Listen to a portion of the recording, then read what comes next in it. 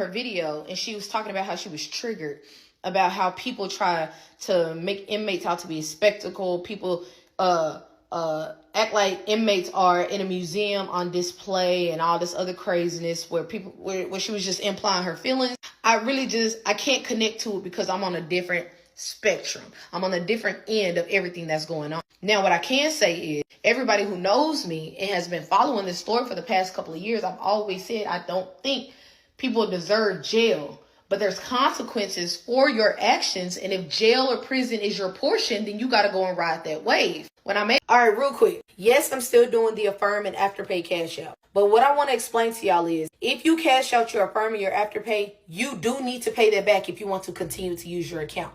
But let me explain how this goes. You have to have downloaded the app, Affirm, Afterpay, QuadPay, Sezzle, whatever the case is. Put your information and get approved. They will tell you what you're approved to spend up to X amount. For most people, when they download Afterpay, the beginning balance is either $600 or some people get like $200. For me, it was $1,000, but it was going off of my banking history, whatever. I then take an invoice or a pay link and I send it to you, and then I send you the cash after you pay it with whatever it is you decide to pay it with. Affirm, Afterpay, blah, blah, blah. Now, what I do want to say is, if you choose to do this, you will in fact have to pay that money back if you don't want your account to close. So for those of y'all out here and you use Affirm to like book flights, you use Affirm for hotels, you use Affirm, hell, to go to Walmart and get some groceries, some necessities, whatever the case is, you kind of already familiar with how it works. They give you the options to pay in 6 months, 9 months, 12 months, whatever the case is, you pay. So let's just say you take out $500, you got 4 months at payments of $125 each. Now,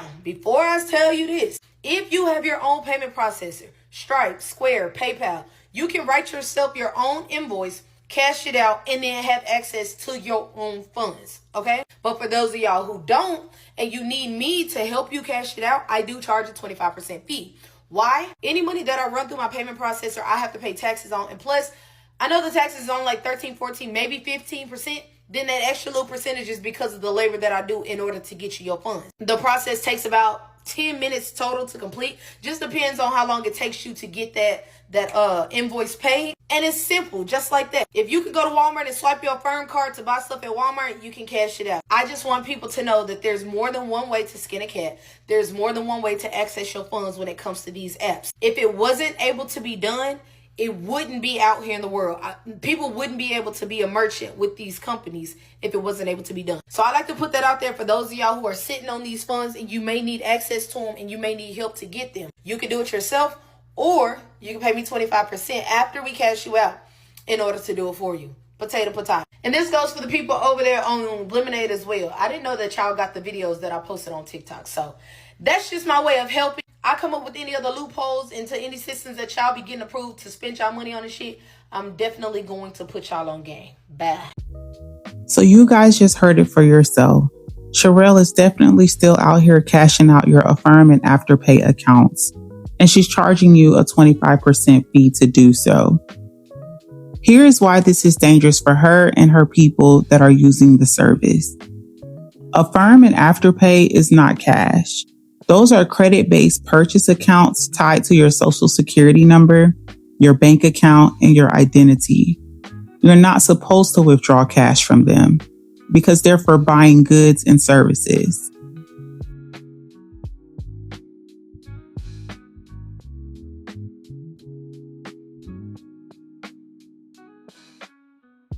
Bypassing that system equals fraud. If Sherell is cashing them out, she's tricking the platform into releasing value in a way that it wasn't intended. And that's financial fraud. The invoices equal a paper trail. Sending people invoices is basically leaving documented proof of the scam. If Affirm or Afterpay investigates, those receipts could be used as evidence against Sherell.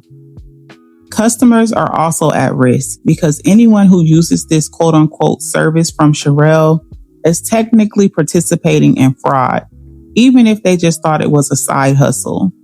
They could get banned from the platforms or even face charges. This is exactly the kind of thing that falls under wire fraud, which is basically using electronic communications for a fraudulent scheme. And the feds love picking these type of cases up because they're easy to prove with transactional histories. Sherell's scheme, offering to cash out someone's Affirm account or similar to buy now, pay later accounts for a 25% fee, is deeply problematic under Texas law, and it could expose her to serious criminal liabilities. The potential legal risks under Texas law are, for one, fraud and deceptive practices. Texas defines fraud as intentionally deceiving someone to gain property or advantage. Misusing someone's Affirm account, even with their consent, is an unauthorized use of a financial instrument tied to personal data and credit lines. For two, credit card transaction record laundering. If Sherell fabricates invoices or sales records to facilitate unauthorized cash transfers, she could be guilty of credit card transaction record laundering. For three, fraudulent or misleading debt collection practices. Sherell's invoices alone can constitute fraudulent debt collection. And lastly, the fourth legal risk is false or fraudulent filing. If she presents any documents implying that she has authority, like billing statements or collection notices, when she doesn't, that could be considered fraudulent filing. What Sherell is doing is illegal, involving potential violations of fraud, identity misuse, record laundering, and deceptive billing in Texas.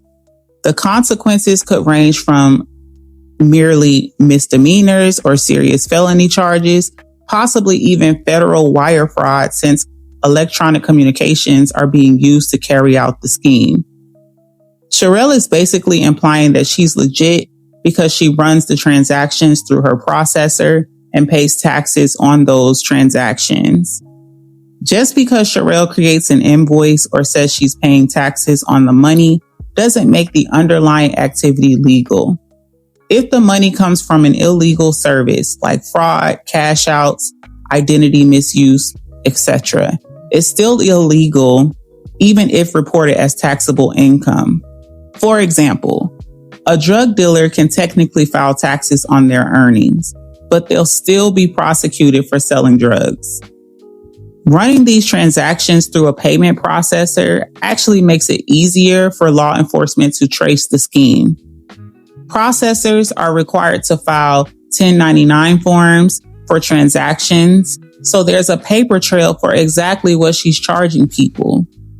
If Affirm or Afterpay or even the IRS digs in, those invoices are actually evidence.